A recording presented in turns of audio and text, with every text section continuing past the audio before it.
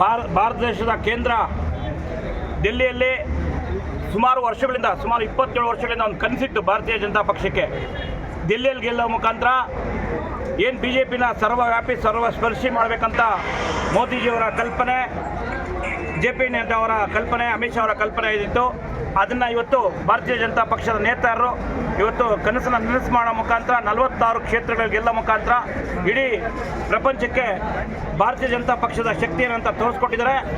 ಏನು ಮೋದಿಯವರ ಅಭಿವೃದ್ಧಿ ಕಾರ್ಯಗಳು ಇವತ್ತು ದಿಲ್ಲಿಯಲ್ಲಿ ಗೆಲ್ಲೋ ಮುಖಾಂತರ ಇಡೀ ಭಾರತ ದೇಶದ ಕಾರ್ಯಕರ್ತರಿಗೆ, ನಾಯಕರಿಗೆ ಒಂದು ಉತ್ಸಾಹನ ಕೊಟ್ಟಿದ್ದಾರೆ. ಆ ಉತ್ಸಾಹ ಇಡೀ ರಾಷ್ಟ್ರಾದ್ಯಂತ ಪಸರಿಸಿ ಕರ್ನಾಟಕದಲ್ಲಿ ಕೂಡ ಮುಂದಿನ ದಿವಸಗಳು 2028ಕ್ಕೆ ಕರ್ನಾಟಕದಲ್ಲಿ 150 ಸ್ಥಾನ ಬರೋ ಮುಖಾಂತರ, ಕೋಲಾರದಲ್ಲಿ ಕೂಡ 6 ಕ್ಷೇತ್ರಗಳು ಗೆಲ್ಲೋ ಮುಖಾಂತರ ಭಾರತೀಯ ಜನತಾ ಪಕ್ಷ ಕರ್ನಾಟಕದಲ್ಲಿ ಮತ್ತೆ ತಮ್ಮ ವಿಜಯ ಪತಾಕೆ ಆಡಿಸ್ತದೆ. ಇವತ್ತು ಇಡೀ ಭಾರತ ದೇಶದ ಕಾರ್ಯಕರ್ತರಿಗೆ ಇವತ್ತು ವಿಜಯೋತ್ಸವದ ದಿನ, ಈ ಒಂದು ಬರೆದಿರುವಂಥ ಒಂದು ಐತಿಹಾಸಿಕ ದಿನ ಅಂತ ಹೇಳಿದ್ರೆ ತಪ್ಪಾಗಲಾರ್ದು.